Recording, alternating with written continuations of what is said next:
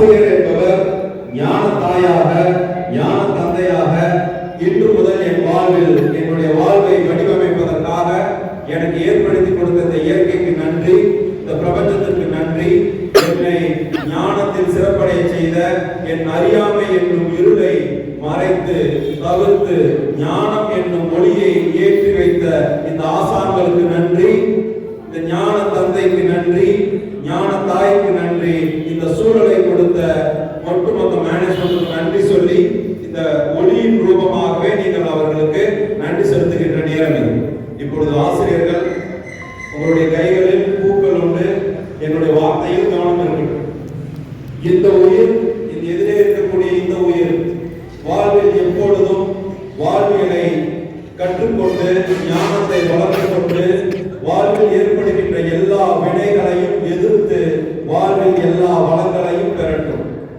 எல்லா வினைகளையும் எதிர்த்து எல்லா வளங்களையும் பெறட்டும். எல்லா வினைகளையும் எதிர்த்து எல்லா வளங்களையும் பெறட்டும். இந்த ஆத்மார்த்தமான ஆழ்மனதில் வாழ்த்து என்னும் ஆற்றலுக்கு பேரினை எதுவுமே கிடையாது. பரம்பொருளாக, மறைபொருளாக, பேராற்றலாக ஒளிந்திருக்கக்கூடிய உங்களுடைய அன்பு கருணையுமே பெரும் ஆற்றலாக அந்த குழந்தையை சென்று முழுவதுமாக ஆசீர்வதிக்கட்டும். உங்களுடைய கைகளில் இந்த பூக்கள் இருக்கிறது. இந்த உயிர் ஞானம் பெற்று அறியாமையை தவிர்த்து இந்த உலகத்தை வளத்தோடும் செல்வத்தோடும் அறிவோடும் ஞானத்தோடும் வாழ்க வளமுடன், வாழ்க விழிப்புடன் அப்படிங்கிற நம்ம பிரார்த்தனையோட உங்க பூக்களை அந்த குழந்தைகள் மீது தூவி உங்களுடைய ஆற்றலை முழுவதுமாக தெரிவிக்கலாம்.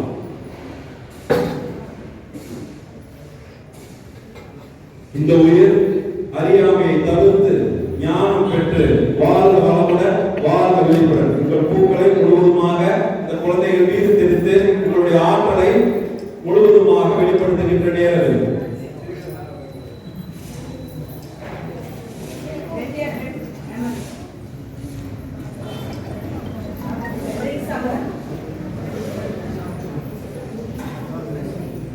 இந்த உயிர் அறியாமையை தவிர்த்து ஞானம் வளர்த்து இந்த உலகை வெல்லுகின்ற சாமர்த்தியம்